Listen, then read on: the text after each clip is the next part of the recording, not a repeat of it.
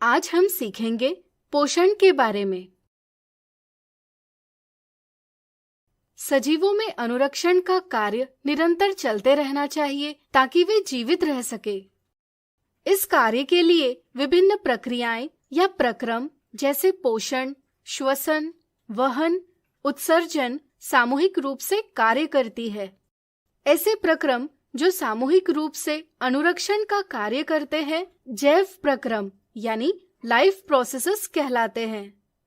इस वीडियो में हम पोषण के बारे में जानकारी प्राप्त करेंगे। सजीवों को विभिन्न कार्यों को करने के लिए तथा जीवन का अनुरक्षण करने वाले आवश्यक प्रक्रमों के लिए ऊर्जा की आवश्यकता होती है। इसी के साथ शरीर की वृद्धि के लिए विभिन्न पदार्थों की आवश्यकता भी होती है। सजीव ऊर्जा और पदार्थों को भोजन से प्राप्त करते हैं। भोजन को शरीर के अंदर लेने के प्रक्रम को हम पोषण यानी न्यूट्रिशन कहते हैं। भोजन ग्रहण करने की विधि के आधार पर पोषण के दो प्रकार है, स्वपोषी पोषण यानी ऑटोट्रॉफिक न्यूट्रिशन और विषमपोषी पोषण यानी हेटेरोट्रॉफिक न्यूट्रिशन। सृष्टि में कई ऐसे जीव हैं जैसे हरे पौधे, शैवाल और कुछ जीवाणु अपना भोजन खुद बनाते हैं। इन्हें स्वपोषी जीव कहते हैं तथा इनकी पोषण पद्धति को स्वपोषी पोषण कहते हैं।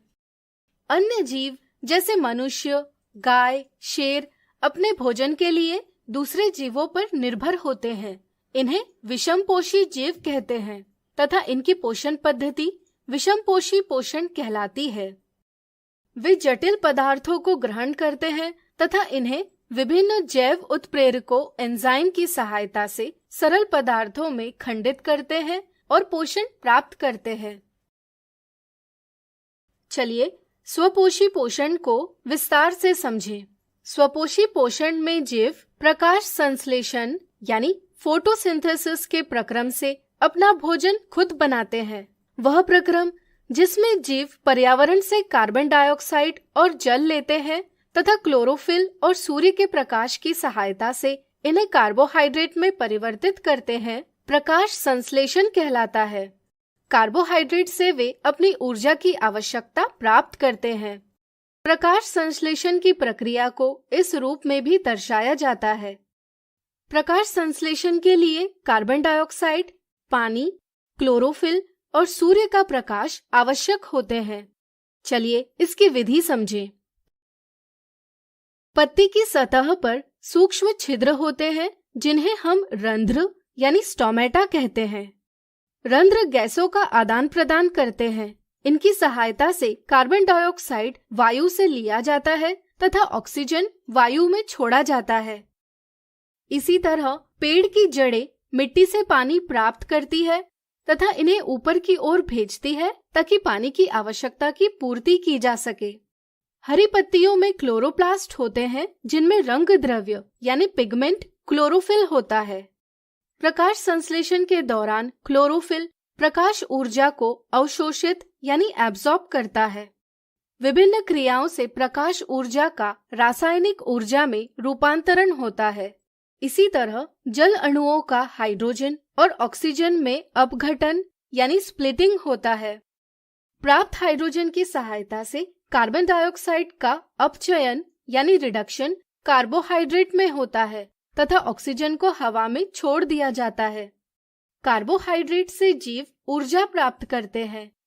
कार्बोहाइड्रेट को मंड यानी स्टार्च के रूप में पत्तों में या विभिन्न भागों में इकट्ठा किया जाता है। ऊर्जा के साथ साथ स्वपोषी जीवों को अन्य कच्ची सामग्री की भी आवश्यकता होती है ताकि वे अपने शरीर का अनुरक्षण कर सके, जैसे नाइट्रोजन, फास्फोरस, मैग्नीशियम, लोहा और अन्य पदार्थ। वे इन्हें मिट्टी से प्राप्त होते हैं। रंध्र छिद्रों से जल वाष्प यानी वाटर वेपर के रूप में जल की पर्याप्त मात्रा में हानि हो सकती है।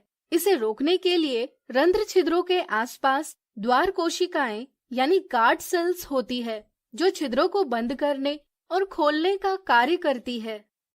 जब जल द्वार कोशिकाओं के अंदर जाता है तब वे फूल जाती है और रंध्र के छिद्र खुल जाते हैं।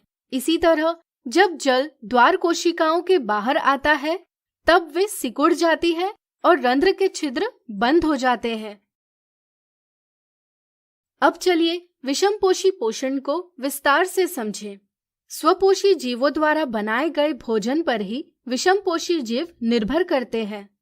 भोजन के स्वरूप, उपलब्धता तथा भोजन ग्रहण करने के ढंग पर विभिन्न विषमपोषी जीवों के पोषण की विधि भिन्न हो सकती है। उदाहरण के लिए कुछ विषमपोषी जीव जैसे ईस्ट, मशरूम और फफूंदी भोजन का विघटन अपने शरीर के बाहर करते हैं और उसके बाद उसका अवशोषण करते हैं, जबकि अन्य जीव भोज्य पदार्थों का अंतर्ग्रहण करते हैं जिसका पाचन शरीर के अंदर होता है। शाकाहारी जीवों में भोजन अचल है, जबकि मांसाहारी जीवों का भोजन गतिशील है। शाकाहारी भोजन जैसे सेल्यूलोज पचाने के लिए गाय जैसे जीवों में लंबी क्षुद्रांत यानी स्मॉल इंटेस्टाइन होती है, जबकि मांस का पाचन सरल है, इसलिए बाघ जैसे जीवों में क्षुद्रांत छोटी होती है। कुछ जीव मरे हुए जीवों से अपना पोषण प्राप्त करते हैं, जबकि कुछ जीव जीवित पशुओं से अपना भोजन प्राप्त करते हैं। एक कोशिक जीवों यानी सिंगल सेल्ड ऑर्गेनिजम्स में भोजन उनकी संपूर्ण सतह से लिया जाता है, जबकि बहुकोशिक जीवों यानी मल्टीसेलुलर ऑर्गेनिजम्स में एक उन्नत प्रणाली होती है। चलिए अमीबा के भोजन ग्रहण की पद्धति को समझें। जैसे कि एक कोशिक जीवों में भोजन उनकी संपूर्ण सतह से लिया जाता है, अमीबा अपनी कोशिकीय सतह से उंगली जैसे अस्थायी प्रवर्ध से भोजन के कणों को घेर लेते हैं। इन प्रवर्धों को पदाभ या कूटपाद यानी सूडोपोडिया कहा जाता है। इसके बाद सारे प्रवर्ध संगलित यानी फ्यूज होकर खाद्य रिक्तिका यानी फूड वैक्यूल बनाते हैं। इसके अंदर भोजन का विघटन सरल पदार्थों में किया जाता है। बचे हुए अपच पदार्थ कोशिका की सतह की ओर गति करते हैं और शरीर से निष्कासित कर दिए जाते हैं। चलिए अब देखते हैं कि मनुष्य में पोषण का प्रक्रम किस प्रकार से होता है। मनुष्य में भोजन ग्रहण करने के लिए मुंह से लेकर गुदा तक एक विस्तारित लंबी नली है, जिसे हम आहार नाल यानी एलिमेंट्री कैनाल कहते हैं। आहार नाल का सबसे पहला हिस्सा मुंह है। मुंह यानी माउथ में भोजन को दांतों द्वारा चबाकर छोटे छोटे कणों में बदल दिया जाता है। चबाने के दौरान पेशीय जिह्वा यानी मस्कुलर टंग भोजन को लाला ग्रंथि यानी सलाइवरी ग्लैंड से निकलने वाली लार यानी सलाइवा के साथ मिलाती है। लार से भोजन गीला होता है, जिससे भोजन को आगे सरकने में आसानी होती है।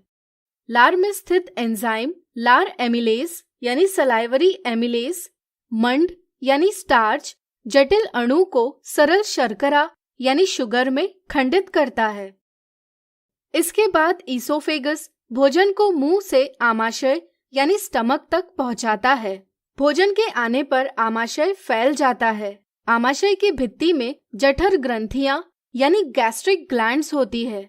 ये ग्रंथियां हाइड्रोक्लोरिक अम्ल, प्रोटीन पाचक एंजाइम पेप्सिन और श्लेष्मा यानी म्यूकस का स्त्रावण यानी सिक्रीशन करते हैं। हाइड्रोक्लोरिक अम्ल अम्लीय माध्यम तैयार करता है और एंजाइम पेप्सिन अम्लीय माध्यम में कार्य करता है तथा श्लेष्मा आमाशय की आंतरिक आस्तर यानी इनर लाइनिंग की अम्ल से रक्षा करता है। आमाशय में अवरोधनी पेशी यानी स्पिंचर मसल अम्लीय भोजन के निष्कासन को नियंत्रित करती है, जिससे आमाशय से भोजन क्षुद्रांत्र में पहुंचता है। क्षुद्रांत्र आहार नाल का सबसे लंबा भाग है। क्षुद्रांत्र अत्यधिक कुंडलित है और इस कारण यह संहत स्थान यानी कॉम्पैक्ट स्पेस में अवस्थित है। क्षुद्रांत्र यकृत यानी लिवर और अग्न्याशय यानी पैनक्रियास से स्त्रावण प्राप्त करती है। यकृत से स्त्रावित पित्तरस यानी बाइल जूस अम्लीय भोजन को क्षारीय यानी अल्कलाइन बनाता है। साथ ही साथ पित्तरस में उपस्थित पित्त लवण यानी बाइल सॉल्ट वसा की बड़ी गोलिकाओं यानी ग्लोब्यूल्स को छोटी गोलिकाओं में खंडित करता है, जिसके कारण एंजाइम की कार्यशीलता बढ़ जाती है। अग्न्याशय से स्रावित अग्न्याशयिक रस में एंजाइम ट्रिप्सिन, अग्न्याशयी एमिलेस यानी पैंक्रियाटिक एमाइलेस और लाइपेज होता है।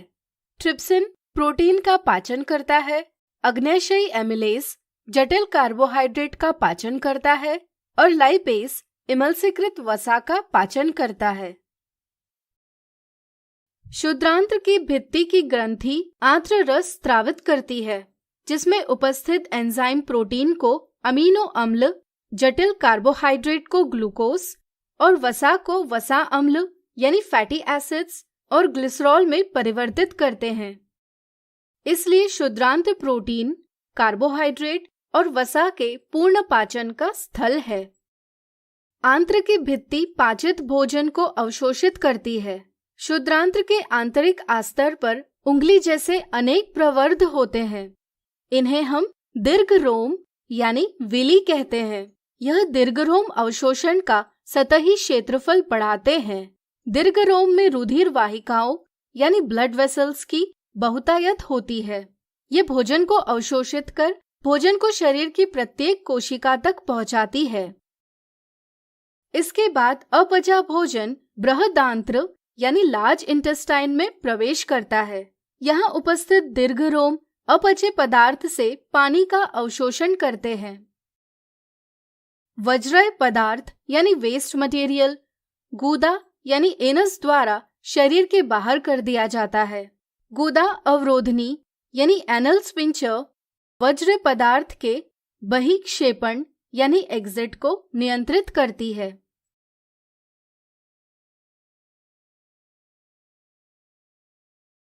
तो आज हमने सीखा पोषण क्या है तथा पोषण के विभिन्न प्रकार कौन से हैं।